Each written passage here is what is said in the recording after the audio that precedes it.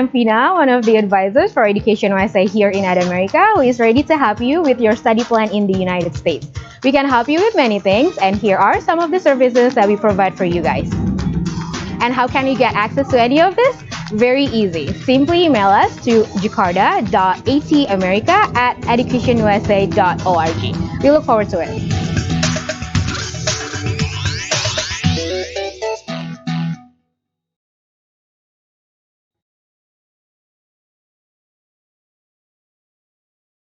Welcome to America TV.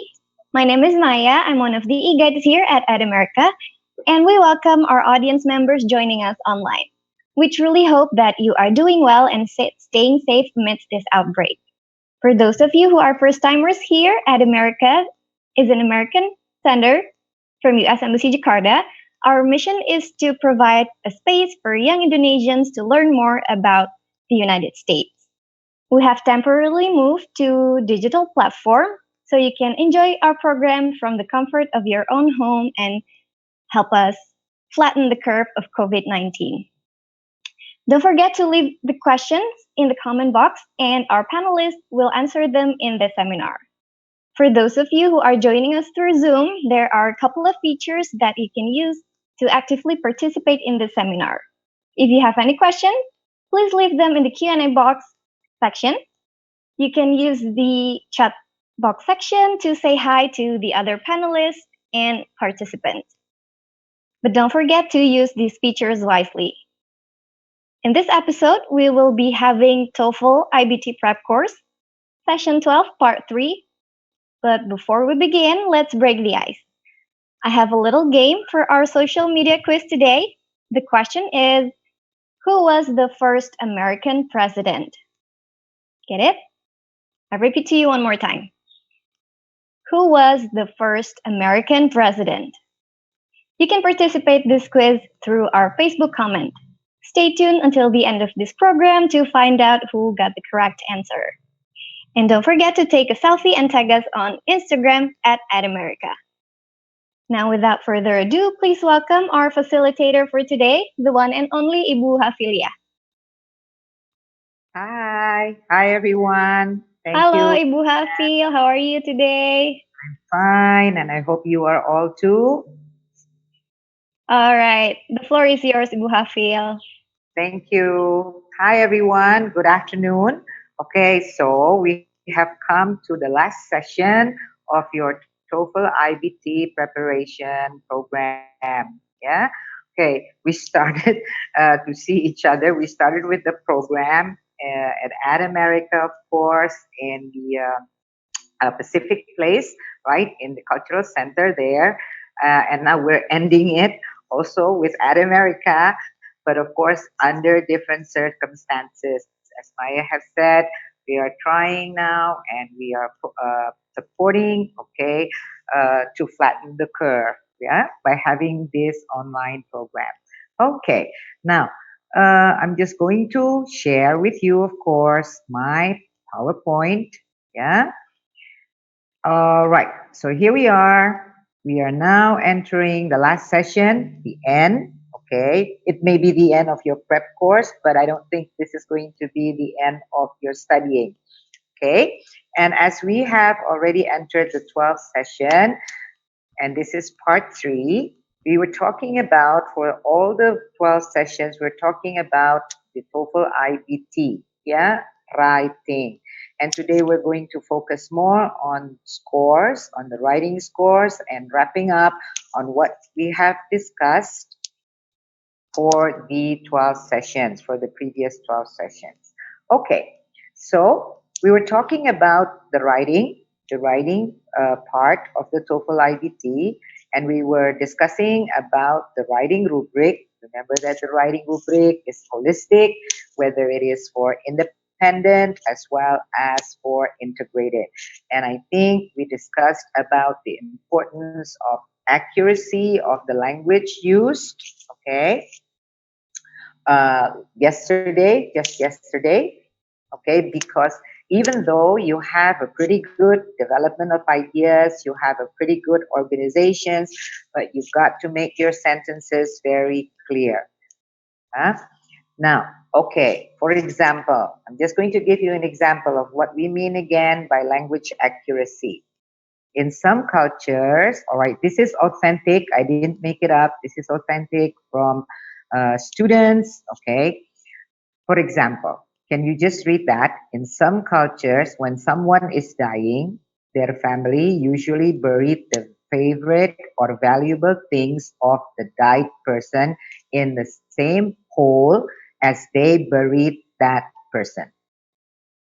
Okay. The reason might be to decrease their sadness by removing all the things that can remind them to the died person. Okay, my question is, we are talking about when someone is dying, still alive, but dying, or are we talking about someone who has already passed away? Now, this becomes kind of strange because in some cultures, when someone is dying, so not dead yet, okay, haven't passed away, maybe in their deathbed, but their family already usually buried the favorite or valuable things of the died person. So you have a contradictory idea here. Are we talking about someone who's dying, or are we talking about a person who has already died? Yeah? Okay, so be very careful. This is what we mean by parts of speech, word choice, all right, word order, word form, because it can confuse us. Even though basically you're talking about, we understand, okay, you're talking about someone who is dying and what in some cultures what they do, but this becomes obscure. Again, let me remind you that this becomes obscure. It becomes uh, unintelligible for the readers. Okay. Now, after explaining about the burying of the cat, the speaker declaring that there are sorrows much keener than these. Be very careful with the speaker declaring. Okay. This is a very, very simple subject and verb agreement. Subject and verb agreement. The speaker is declaring, or the speaker declares, or the speaker, maybe in the past, declared. Okay? Or we're going to talk about the future. The speaker will declare. Yeah?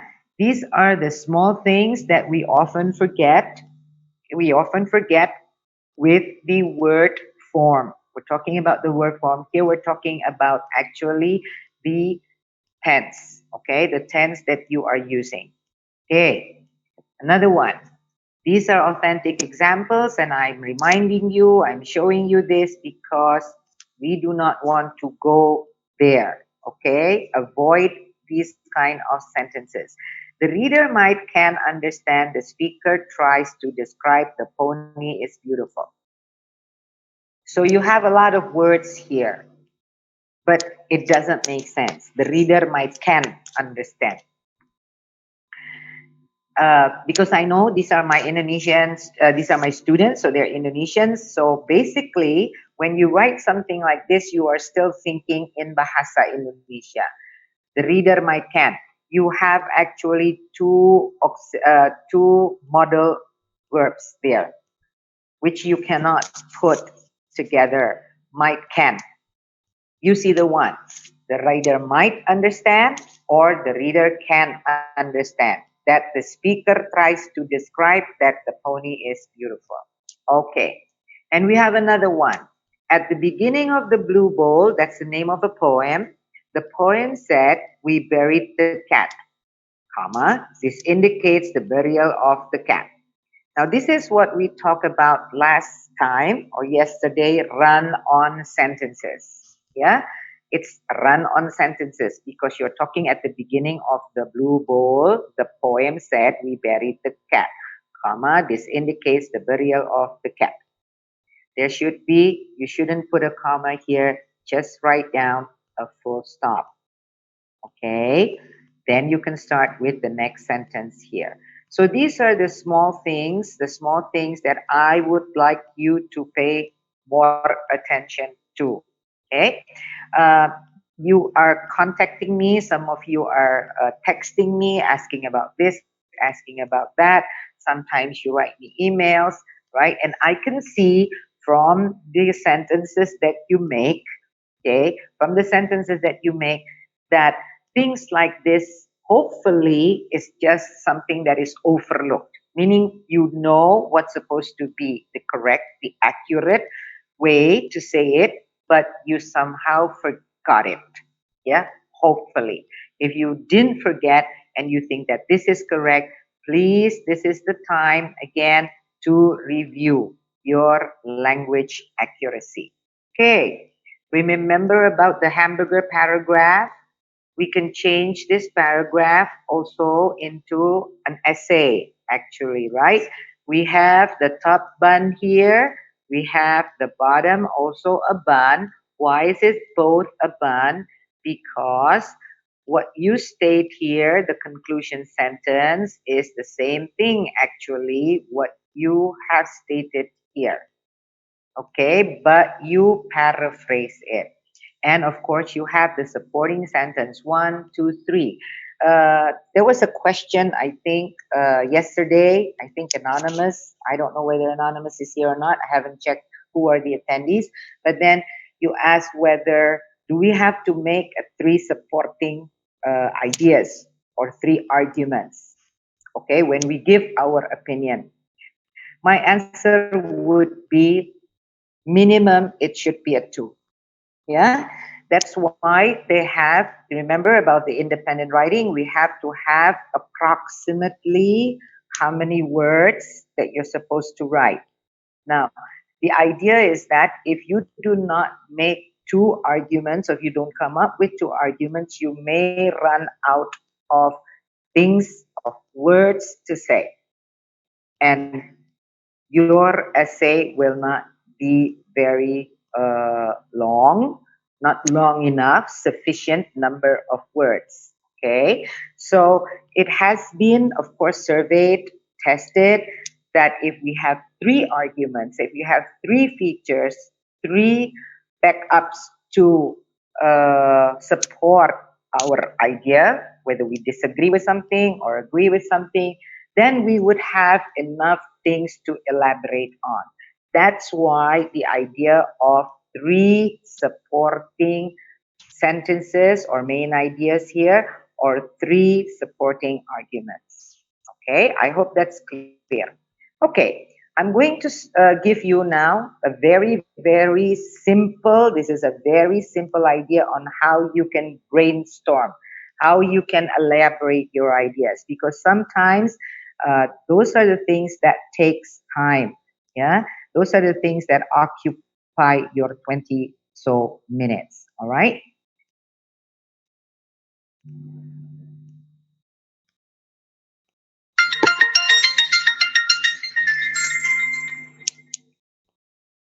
are working on your reading test and you come to the last question, which is the writing prompt. And all of a sudden, you don't know where to begin. Today, I would like to help you by describing the four-square writing method. To begin, you have to prepare your graphic organizer, which means you just take a sheet of paper and fold it into four squares. Next, you must carefully read the writing prompt and figure out what is it asking you to do. This writing prompt says everyone has a fond memory of a special birthday. Think about a birthday that stood out among all the others. Write about your favorite birthday. The actual task that you are asked to do is to write about your favorite birthday. The rest of this that's included in the prompt is simply information to get your brain in the game and get you thinking about what you will be writing. So on that 4-square graphic organizer that you've made, you need to begin with one well-written sentence placed in a box in the center, and this becomes your topic sentence. So the task was to write about a favorite birthday. Therefore, your sentence should be something that matches the task. I will never forget my 6th birthday is an excellent topic sentence. Notice that the sentence always begins with a capital letter and ends with the correct punctuation mark. After you have that sentence in the middle of your graphic organizer, your next job is to add 3 supporting details in the 3 boxes, and the 4th box should be a sentence that sums up all the other 3. All details should support the main topic in the sentence. So you say you will never forget your 6th birthday. Why? Maybe one reason is grandmother threw a surprise party. Notice this is not written as a complete sentence. These are to be thoughts only. No complete sentences in the squares. Just your thoughts. Another reason might be parents gave wonderful gift. Maybe friends and I went to zoo is another reason. And then following the directions in your very last box, there should also be a sentence. The only 2 places for a sentence are in the center box, which is your topic sentence, and in this final square, which is your concluding sentence. Everything else is details only. Your concluding sentence is, it was the best birthday ever. Notice how the concluding sentence pretty much says the same thing as the topic sentence. After you have those details in place, the next thing to do is add a detail in each box to tell more about the supporting detail. So in our first box, you say grandmother threw surprise party. Well, give us some details. She baked your favorite chocolate fudge cake. Parents gave a wonderful gift. Doesn't that make you think, what was the wonderful gift? Add the detail, surprised me with a golden retriever puppy. Your other supporting detail is friends and I went to the zoo. Well, that's great, but give us some information about what happened at the zoo, such as you rode ponies. Once you have this information in your graphic organizer, you are ready to then go to the lined paper and write your final response. You will use that information from the graphic organizer to now put everything in complete sentences for a strong paragraph. I will never forget my 6th birthday. My grandmother threw me a surprise party. She baked my favorite chocolate fudge cake. My parents gave me a wonderful gift. They surprised me with a golden retriever puppy. My friends and I went to the zoo. We rode the ponies. It was the best birthday ever. Okay, right? So that's very simple. And I think when you're learning something, we should start with something very simple. Yeah.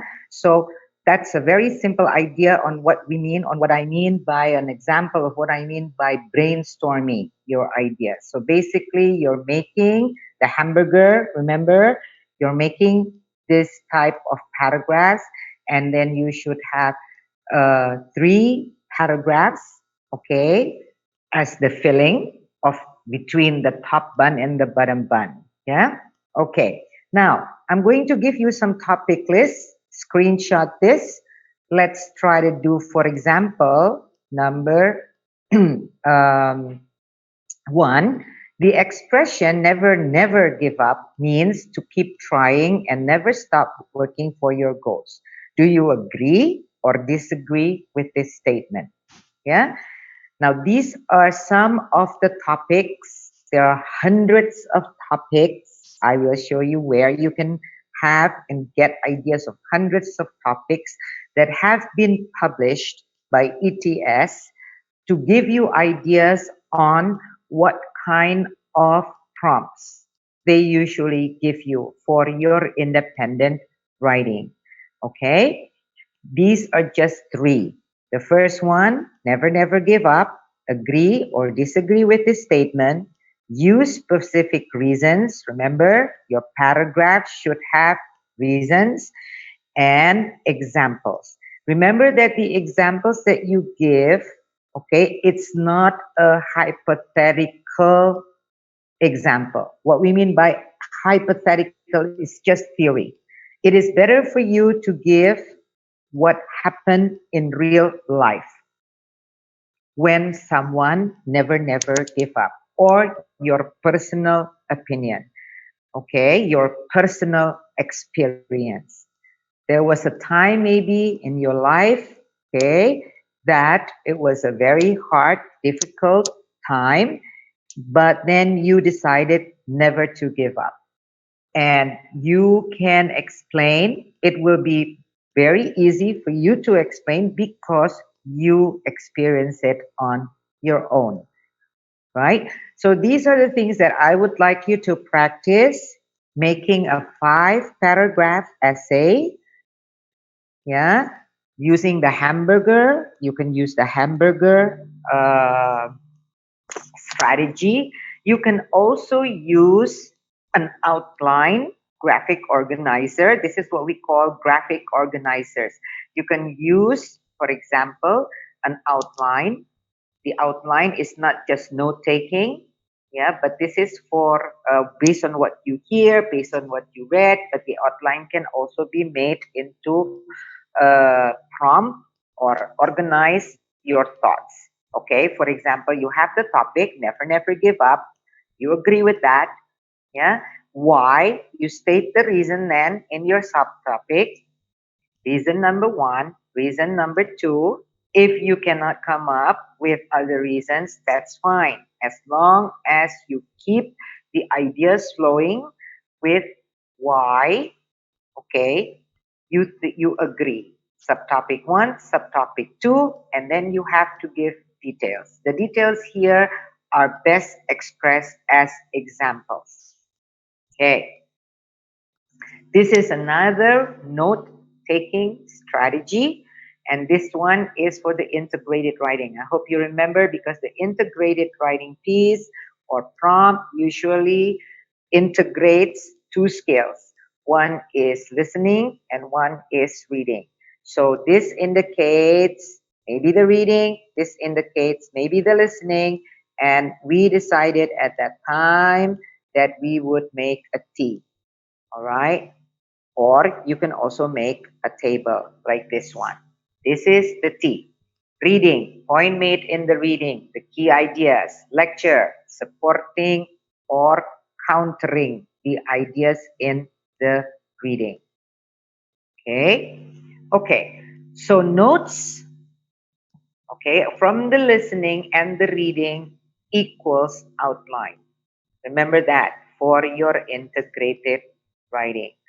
You do not take notes that do not have any thoughts outline. Yeah, so you are saving a lot of time when you take notes, which becomes your outline at the same time. All right, so we have been talking about, of course, the writing, the two tasks, independent and integrated. And since this is a wrapping up session, I would like to remind you, of course, of the other, okay, integrated tasks that we have in speaking. Yeah, remember this. The speaking tasks consist of 4 questions. The first question is a preference or an opinion. So it's more or less the same, right, with your independent reading. The difference is the product that you produce, of course. It's a speaking response for speaking, and the other one is the independent writing. Okay, it's a writing, it's an essay. So we have 15-minute preparation, and this is the time that you make your graphic organizer, meaning you want to make a mind map, you want to make an outline, but do not start speaking. Do not use the 15-second preparation time in vain, doing nothing. You should be writing something down that will help you later on when you speak for 45 seconds. The second question is, of course, listen to two people discussing the topic. So this is already an integrated speaking tasks. Two people discussing the topic. You answer a question, state a speaker's opinion and the reasons. Do not forget, you state the speaker's opinion. The prompt does not ask you to state your opinion. It doesn't matter whether you agree or disagree with the speaker's opinion that you listen to. Okay? You just need to summarize what the speaker said. 30-second preparation again. Of course, during the listening, that's when you write down, take notes. Okay? So the 30-second preparation is looking at your notes and preparing to express the ideas on your notes. Question number 3. This is again an integrated speaking task. Read a passage about an academic subject, then you listen to a lecture about the same topic. This is very similar to writing, the integrated writing. Then you're supposed to answer a question, the relationship between the lecture and the text. Okay, it could support each other, it could contradict each other. Very similar. Question number 3 and number 1 is very similar to the the writing 1 and 2. Okay, and of course, for the last one is listen to an academic lecture. Okay, and answer a question. You're sometimes supposed to summarize what you hear in the lecture. So this is a reminder of your speaking. And again, what or how are you assessed? Very similar again to the writing. Based on delivery, in writing, delivery or fluency is how you write. Yeah. But here, delivery is how clear your speech is. Remember the term fluidity, no, and we have natural pacing, natural sounding intonation patterns. Remember that you have to speak using intonation. Okay, language use, how effectively, this is the same like your writing, grammar, vocabulary, okay, in conveying your ideas. Yeah, and your readers, of course, for the speaking part, will be listening to how well you can control both basic, more complex language structures. In the writing rubric, we call this syntactic variety. Okay, and variety of vocabulary. Topic development again is the same for your writing and your speaking, how fully you answer the question and how coherently you present your ideas. Buzzword, magic word is cohesion, coherence, right? Good responses generally use all or most of the time allotted, and the relationship between ideas and the progression of one idea from one idea to the next is clear and easy to follow. Okay, reminding you, if the writing score a 0 to 5, now the speaking scores from 0 to 4. And both writing and speaking, that's what we call raw scores, are converted to a scaled score of 30. Okay, here's the rubric. So what do you do after this? You have to look at the rubric carefully, understand the general description, understand delivery, what is good delivery for a score, how should you deliver your opinion, okay, summary, for a score of 3?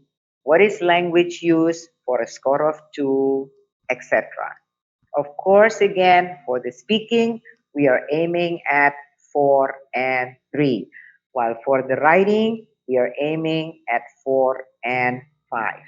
Okay, let me continue now to give you a wrap up. This was the first, I think, in one of the first slides during the first session, in which I said that when we study for an exam, we cannot forget ammunition. Preparation itu bimbel. Bimbel itu hanya membicarakan strategies. How to apply the skills in answering the test items. Itu kan? Ya.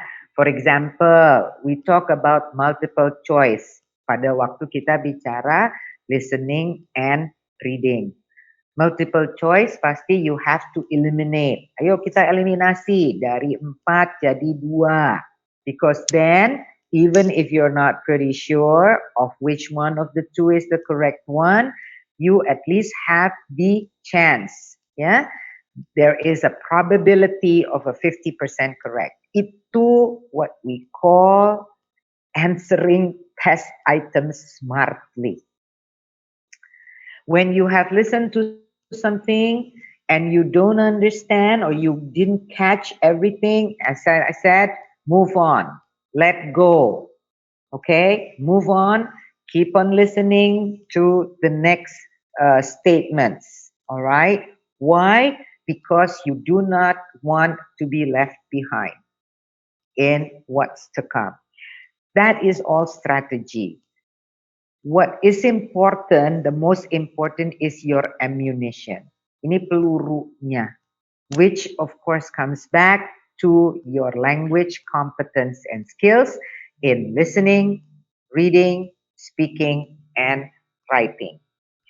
We all know now, yeah, ammunition number 1 is of course your note-taking abilities. Okay, like it or not, you have to start taking notes. There are thousands of sites, I'm sure, okay, on the internet that you can get or study details about note taking. And we have graphic organizers. How do you note take? Mau pakai mind map? Silahkan. Right? Mau pakai outlining? Silahkan. Mau dengan hamburger or the four square tadi yang saya tadi bring up, right? Silahkan. And don't forget the T notes, whichever you are more comfortable with, but you have to start taking notes. Grammar walaupun tidak ada kan, tidak seperti the paper-based TOEFL yang dahulu kala itu, yang sudah ancient, yang sudah vintage gitu ya. Kan nggak ada lagi tuh grammar seperti dulu. Tapi ada sekali sebetulnya. It's really there. But as I said, grammar is not assessed, okay, based on what you know. What how you apply what you know. That is grammar. Jadi jangan bilang nggak ada grammar. Grammar sangat ada. If you look at it from the point of language use in the rubrics. Grammar means sentence structure. Now this is something that we often forget. Okay, because I think we were trained in our previous schooling, we were trained to talk only about tenses. Tenses is just one small part of grammar because what I'm talking about is sentence structure. Tadi bisa paham kan yang maksudnya apa sih si blue ball ini, kenapa sih orang state ini? Okay. Word order, chunking, phrases, and clauses. This is not just for speaking or for writing, but also for reading. Parts of speech, word form. Tadi the dying person, The died person yang mana? Itu loh, ya, word form. Okay, transitional markers, because you will be, of course, stating your opinion based on various arguments. Berarti transitional markers, Google it. You have thousands and thousands of transitional markers there. Additional information. In addition to first, ya nggak harus apa-apa, first, second, last, gitu kan. Okay, you have in addition to this, alright. Okay, other than the first reason, okay, you will sound more sophisticated. Yeah, remember? Okay, and also transitional for contrasting information. Tidak harus selalu apa-apa on the contrary, opposite to. Okay, we also have transitional markers of contrasting information, a lot of those. Look it up. Now it's time to dig in to your resources that you have all over the place. You are so lucky to be students at this day and age. Yeah. Don't forget mechanics, punctuation marks, setelah however, itu selalu ada a comma. Okay. Kapan kita taruh semicolon, titik koma. Kapan kita taruh colon, titik dua. Okay. Vocabulary, you want to sound more sophisticated. Tadi kemarin kan ada yang ditulis, menulis refute, disagree, right? Challenge, itu semua verbs yang sama sebetulnya artinya. Kok bisa datang dengan macam-macam? Triknya, ini trik. Sering-sering lihat thesaurus deh atau synonyms. But be very careful when you use it. Make sure that you're using the words in the proper context. Okay? Alright. Now I'm going to remind you of the reading and listening. So, we wrapped up on writing and speaking, and now we're going to remind ourselves on the reading and listening. Masih ingat? What you need to do, amunisinya ini ya adalah number one, you need to understand the question types that will be in the TOEFL. Yeah, that will be in the TOEFL. And as we can see, we have vocabulary questions yang biasanya pertanyaannya ini nggak akan berubah-ubah. It will not change. Because biasanya tiba-tiba pertanyaannya ada closest in meaning to, itu udah pasti vocabulary. Okay? Atau essential information, itu sudah pasti sentence simplification.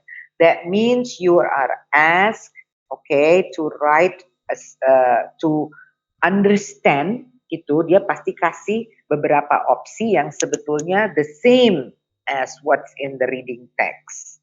Itu loh, tapi menggunakan kalimat yang berbeda. Paraphrasing. Okay. Biasanya in the question or in the prompt itu ada kata-kata kuncinya essential information.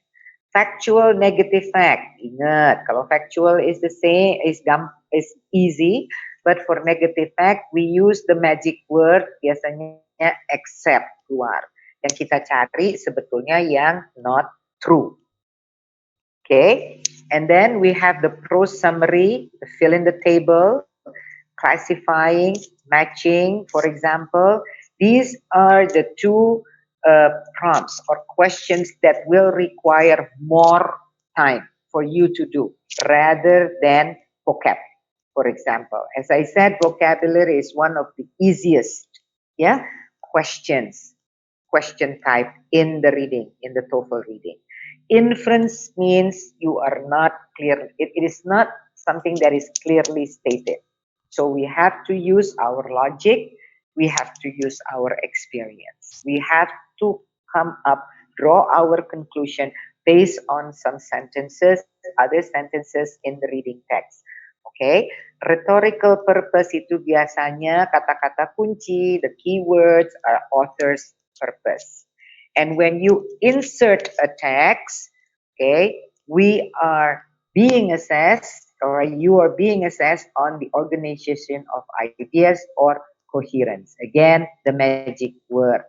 Coherence does not only belong to speaking and writing, but also to reading. Ya, contoh.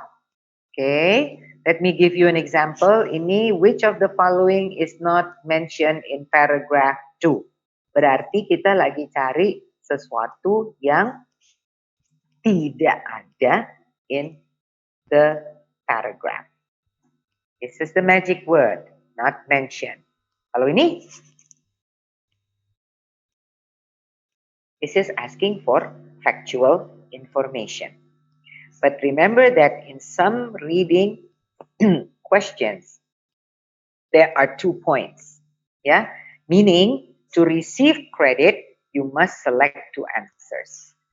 If you don't select 2 answers, or you select 2 answers, and the 2 answers, 1 answer is correct, you will not get any score, because you need to select 2 answers and you need to be correct 100%. Okay. This one, in paragraph 6, the author discusses the thriving blah blah blah in order to, ini tadi, ini rhetorical purpose. Ya, berarti kita ditanya, emang kenapa sih the author nulis-nulis mengenai the thriving obsidian operation? Okay, it's very clear. This is the rhetorical purpose. All right, so I'm just reminding you, reviewing some of the questions, okay, in the reading.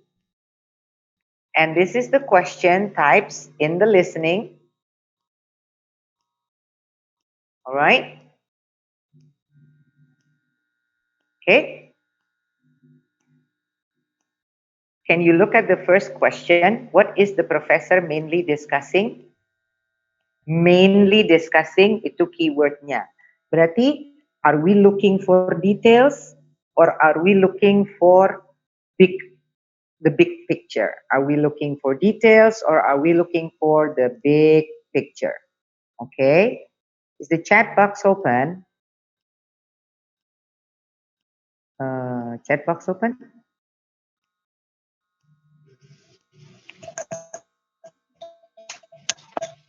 Yes, Ibu, the chat box is open. Okay. Can we give them time to answer the first one? All right. Can I just have like 30 seconds? Okay, 30 detik aja ya. 30 seconds to answer. Number 1, are we looking at details or are we looking at the big picture? Maya, where should I look? In the chat or in the question and answer? In the chat You box, can right? the chat box, yeah. Yeah. Okay. Thank you, Okay. Jimmy. Jimmy said the big picture. Thank you, Oliver Stanisius. Okay, Stanisius. Sorry. The big picture. The big picture. Okay. All right. Got it. Okay. The keyword is okay. Here we go. So I Ibu think. Hafil, there's another question in the Q&A box. Okay. Hold on.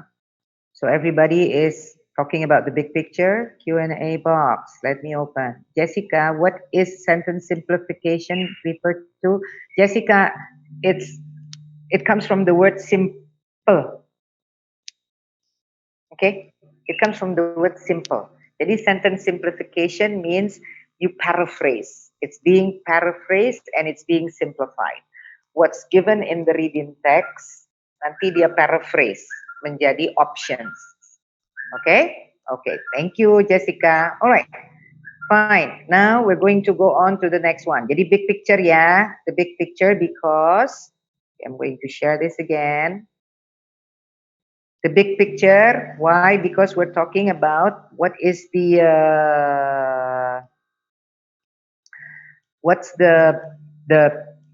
keyword there? Mainly discussing. Okay? Okay. Sorry. That's the gist or content. Nah, and then sometimes in the listening, you will have to listen to part of a lecture by playing track this again. Yeah. And then the question is, why does the professor say this? Very clear. Why does the professor say this? So, what type of question is that? Why does the professor say this? Okay, I'm looking at the chat box. Anyone? Which type does that belong to? Rhetorical. Thank you, Jimmy. Only Jimmy answer the question. Okay, so the others are still thinking. All right. Okay, time's up, guys. So this is understanding the function of what is said. But Jimmy understood. We're asking the question. The question is asking, why did the professor say that? Because he said that because for certain reason. Purpose, yeah? Rhetorical here, purpose. Okay, great. Just reminding you. Now, when we talk about listening, yeah, remember pragmatics? Remember this? If you followed, okay, our program, right? Those of you who have followed our program, remember when we were talking about intonation, stress and intonation? I know how to make pizza. You don't, okay? I know how to make pizza. I know how to make pizza. I know how to make pizza. I know how to make pizza. I don't know how to make spaghetti. You get the idea? This will be also very, very important, okay? Useful when you, not only in listening, but when you are speaking. What do you want to stress? What idea do you want to stress in your speaking? So make sure that you study. This is what we call pragmatics, stress and intonation. Okay, now I'm going to move on. So I'm sure you still, these are just the things that you need to remember in for all the 4 scales. Now I'm going to move on to how you are scored. Yeah. So this is for the listening and for the reading. Okay. Of course, there are question number. Okay. And some of, if you have correct answer, for example, biasanya itu di correct answer misalnya 2, di correct answer 3, and all. This is the correct answer, not the score. Okay. This is like a key. This is the key. Yeah. Now, if you have the key, and then ini key-nya. Nanti jadi based on this key, oh 2, betul. Misalnya tadi Jimmy atau Jessica atau siapa menjawab 2, berarti dapat nilai 1. Usually for listening and reading it's 1 point. Ya, tapi ada beberapa yang memang ada 2 point di situ. Ingat ya. Oke. Oke. Nah, jadi ini yang kita sebut nanti raw score. The raw score will be then transferred or converted to a scaled score. Ini contoh saja, ya. Okay. For example, the raw score point total itu kamu dapat 33 misalnya. Nah, itu akan dikonversi menjadi 30. Kalau 32 yang betul, yang benar, berarti akan dikonversi menjadi 29 dan lain-lain. But if I take a look at this, if you get 26 correct, okay, berarti your scale score is 20. A scale score of 22 to 30, this is what we call a high level score. Okay, so this is what we want you to get, yeah, for your listening as well as for your reading. Now, let's go on to your speaking and writing. There is innovation in scoring. The TOEFL iBT test uses the E-rater or automated scoring engine in a limited and responsible way for the writing section and the speaking juga. Tapi khusus di writing section, itu ada 1 human rater and ada 1 automated rating.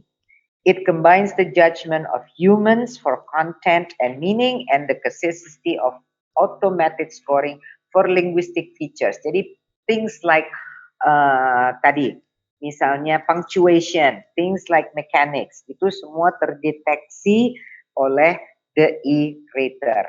Ya, nah, so see human rater, the human rater, this is how ETS, okay, make the test reliable, make the test valid, and make the test objective. Okay, raters whom you have seen the ratings and their annotations, comments, right? They apply to become a rater. Then they go through an intensive ETS training online. Okay, and of course they're assessed, tested, and if they pass, they will be certified as a rater. It does not mean that when you are certified as a rater, you can just assess anytime, because this is the most important factor in IBT. There is a daily calibration test before you score. If you're a rater, before you score, then you have to calibrate, moderate, okay, yourself. They're going to give you benchmarks, right? Speaking responses. And the raters are supposed to complete those correctly, accurately. That means a 4 is a 4, a 3 is a 3, a 2 is a 2, and so on. Then they can assess. If they cannot match, okay, with the benchmarks, they are not given a chance to assess that day, even though they have been certified. Okay, there is a monitoring by a scoring leader, and they will usually analyze the results for the purposes of the test, of revising the test itself. Yeah, okay, so let's continue. Another tip that you should know, okay, all questions are obligatory. That means you must answer all questions. There are no penalty. Okay, note taking is allowed. Certain strategies help tackle each question, and time management is the key. Remember this.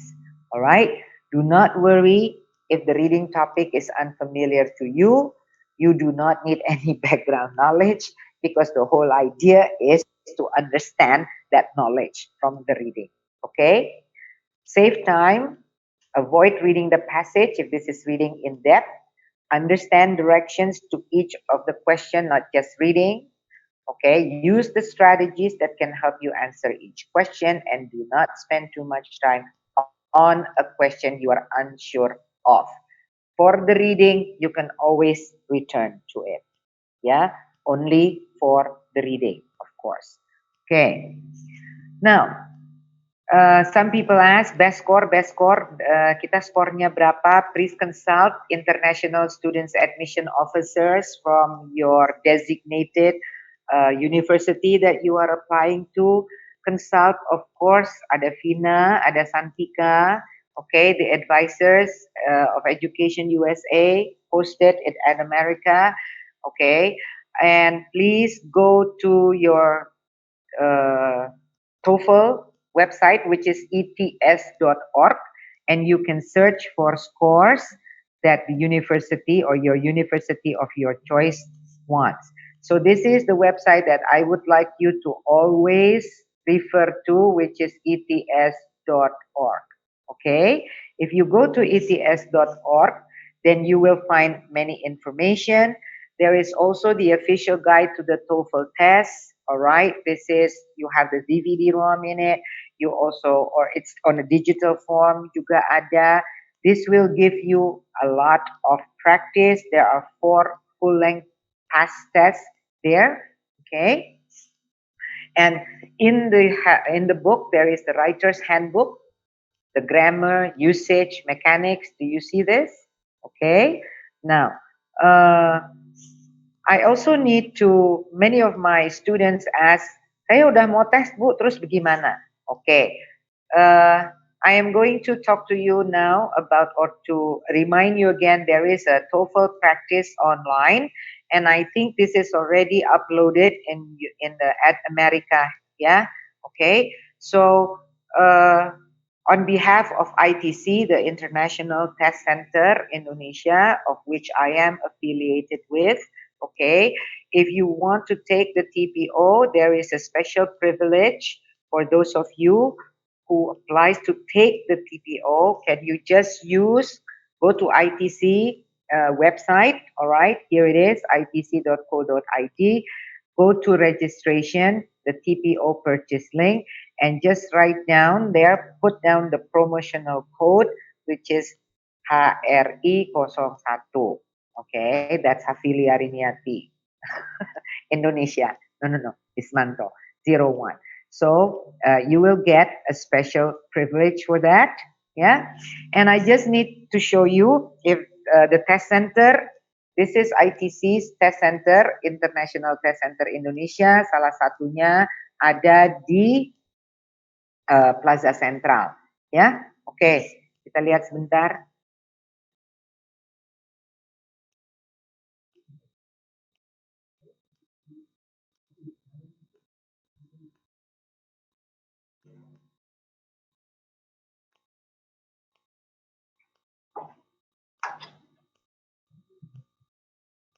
Hey, as you can see, it is not very distant, ya. Okay. Nah, ini semua dimonitor, walaupun ruangannya sekecil itu, monitored by CCTV, so we can see what you are doing on your desk. Okay. Semua ini memang by ETS, ya.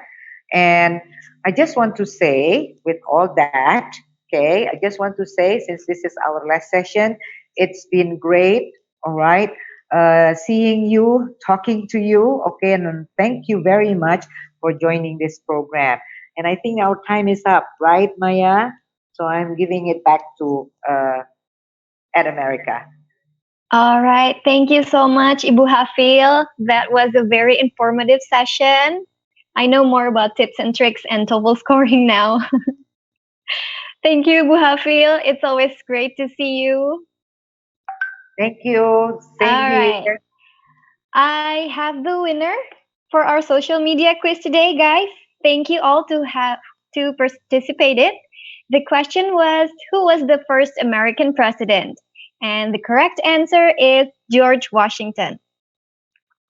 So, are you ready to find out who the winner is? All right. Our winner today is, congratulations to Desrina Girsang. Now, you may be wondering, how can I develop an awesome idea for a place like this? Don't worry. You can send an event proposal to us by visiting our website on www.adamerica.or.id, select create a program, and go to collaborate with us. All proposals coming to us will be reviewed and your event might be featured here soon. You can also subscribe to our newsletters for our weekly event sent straight to your inbox. That wraps up this episode, guys. It has been fun, but unfortunately, we have to say goodbye for now. Don't forget to follow our Instagram, Twitter, and Facebook at AdAmerica for event updates, fun content, and so much more. Also, don't forget to subscribe our YouTube channel as well. Thank you guys for tuning in. Hope to see you guys on our next program. Bye-bye.